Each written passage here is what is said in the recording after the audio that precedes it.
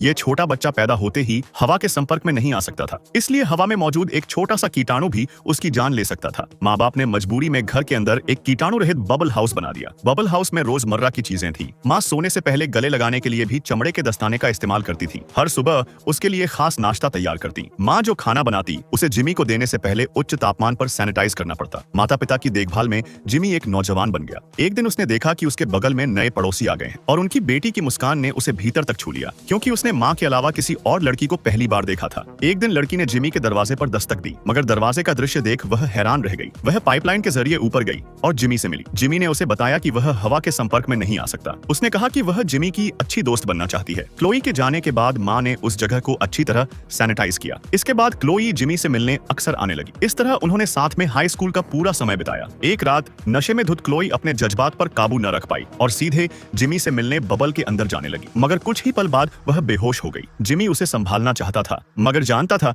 कि दरवाजा खोलते ही उसकी मौत हो सकती है। यही चूक उसकी जिंदगी का सबसे बड़ा मोड़ बन गई। एक महीने बाद क्लोई फिर आई, बताने की वह शादी करने जा रही है, मगर जिमी चुप रहा। क्लोई ने उसे एक तोहफा दिया और जिमी ने उसे वो गिनी पिग लौटा दी जो क्लोई ने उसे कभी दी थी। क्लोई के जाने के बाद जिमी ने गिफ्ट बॉक्स खोला। उसमें एक क्रिस्टल बॉल और आई लव यू लिखा हुआ एक नोट था। उसने एक ऐसा सूट बनाया जो उसे हवा से बचा सके। फिर हिम्मत करके सालों पुराना बबल फाड़ दिया और नीचे की ओर भागा। 18 सालों में वह पहली बार घर से बाहर निकला था, मगर जल्द ही एक बस ने उसे टक्कर मार दी। बस के यात्री अच्छे थे, उन्होंने उसे उसकी मंजिल तक छोड़ने का फैसला किया, मगर रास्ते में जिमी ने उनके धर्म पर मजाक कर दिया तो उसे रेगिस्तान में छोड़ दिया गया। फिर जिमी को एक मोटरसाइकिल सवार मिला जो उसकी प्रेम कहानी सुनकर भावुक हो गया और उसे कुछ दूर ले गया, लेकिन वह आदमी लास वेगास के जुए में खो गया तो उसे भी जिमी को छोड़ना पड़ा। आगे एक टैक्सी में एक बूढ़ा आदमी मिला जिसने उसकी कहानी सुन उसे मंजिल तक ले जाने की कसम खा ली, मगर सुबह होते ही वह बूढ़ा अचानक चल बसा। अब क्लोई की शादी में सिर्फ 3 घंटे बचे थे। जिमी भागते भागते एक प्राइवेट प्लेन पर चढ़ गया जिसे उड़ा रहा था उस मरे हुए बूढ़े का जुड़वां भाई। जब उसने अपने भाई के बलिदान की बात सुनी तो जिमी को मंजिल तक छोड़ने निकला।